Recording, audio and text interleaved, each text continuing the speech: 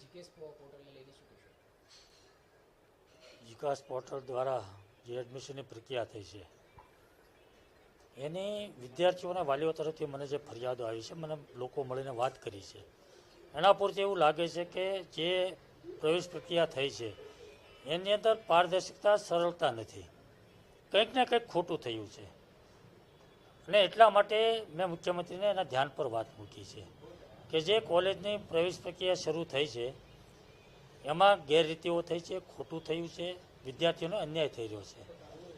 માનો કે એક કોલેજને 200 એડમિશન આપવાના છે, 200 સીટ છે, તો એમને 200 એડમિશન આપવાની વાત કરી છે. કેવી રીતે આપી, શું આપવું, એની કોઈ સ્પષ્ટ વાત નથી.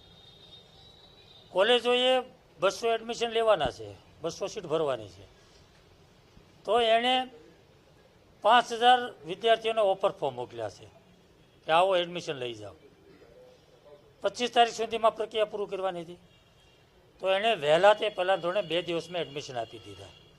200 એડમિશન આવ્યા પછી હવે જે લોકો આવે છે, ઓફર ફોર્મ જેને મળ્યા છે, એ લોકોને ના પાડવામાં આવે કે હવે અમારી પાસે જગ્યા નથી. તો આ એડમિશન લેવા ક્યાં જાય, કોને મળવાનું, કેવી રીતે પ્રક્રિયા થઈ છે, બીજી વાર એને શું પ્રોસેસ કરવાની છે, કોઈ માર્ગદર્શન, કોઈ ગાઈડલાઈન નહીં.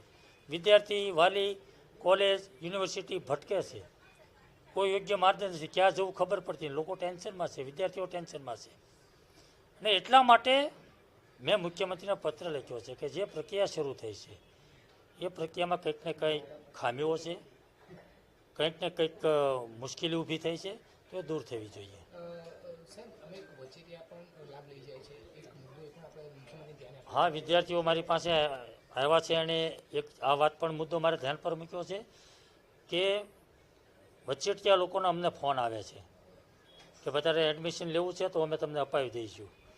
તો મેં એટલા માટે જ કીધું કે પારદર્શકતા અને સરળતા નથી, અને પારદર્શકતા અને સરળતા જો હોય તો જ એમાં ખોટું ના થાય, ભ્રષ્ટાચાર ના થાય, કોઈ વસ્તુ ના થાય, લોકો હેરાન ના થાય. એટલે મુખ્યમંત્રીના ધ્યાન પર મૂક્યું છે કે આ જે પ્રશ્નો ઊભા થયા છે એનો હલ થવો જોઈએ.